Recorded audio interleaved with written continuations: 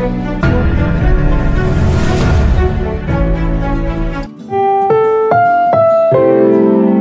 programang ito ay rated SPG. Striktong patnubay at gabay ng magulang ang kailangan. Maaaring may masiselang tema, lengguwahe, karahasan, sexual, horror o droga na hindi angkop sa Welcome back mga ka-episode plus at narito ang mga dapat nating abangan dito nga lang sa Abot Kamay na Pangarap. So sa nagbabalik na naman nga itong si Moira sa Apex at dito nga ay plano nga niya na makapagkampihan pa nga sa mag-ama na si Justine at kay Eric na makapaghiganti dito nga kay Giselle.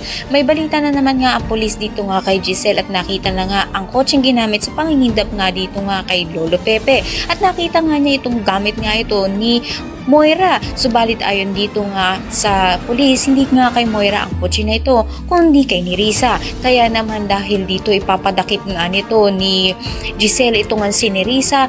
Ngunit ayon nga dito nga kay Nerissa, pinaglalaban nga niya na wala siyang kasalanan sa pangdukot nga dito nga kay Lolo Pepe, kung saan ginamit nga lang ang kotse nga niya upang makidnap nga ito nga si Lolo Pepe. Nang maiipit nga ito nga si Nerissa, ito na nga kaya ang pagkakataon niya upang sabihin at ipagtanggol ng sarili niya na wala siyang kasalanan at si Moira naman talagang kagagawan at si Zoe sa pagdukot nga kay Lolo Pepe. Lahat ng yan na mga natin. Maraming salamat sa inyo.